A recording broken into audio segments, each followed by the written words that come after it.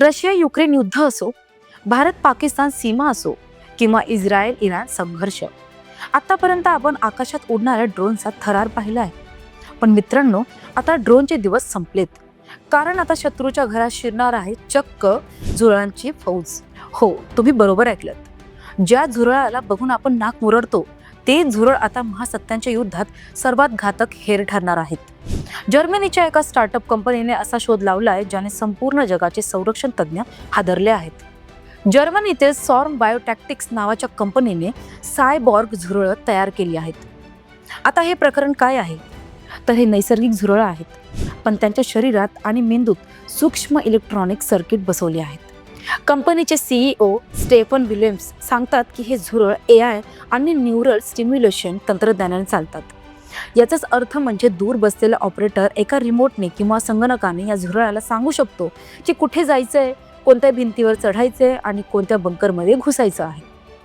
आता शत्रूने कितीही आधुनिक रडार लावले तरी झुरळाला कोण कसं पकडणार? भिंतीच्या भेगा, एसीचे पाईप्स किंवा जमिनी खालचे बंकर. जिथे ड्रोन जाऊ शकत नाही तिथे हे बायो रोबोट सहज पोहोचतील. त्यांच्या पाठीवरचे मिनी सेन्सर्स शत्रूच्या हालचालींचे लाईव्ह फीड थेट आपल्या कमांड सेंटरला पाठवतील.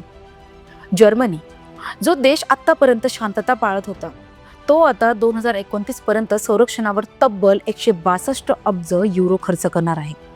हे झुरळ सैन्य त्याच आक्रमक धोरणाचा भाग आहे.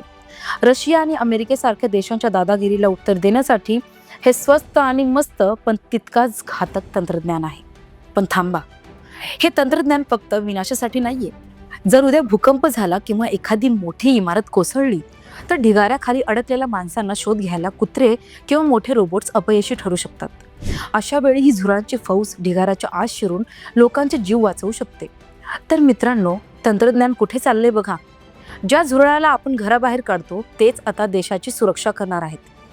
तर तुम्हाला काय वाटतं? हे तंत्रज्ञान जे आहे ते सुरक्षिततेसाठी वरदान ठरेल की विनाशाचं कारण? आम्हाला कमेंट बॉक्समध्ये नक्की सांगा.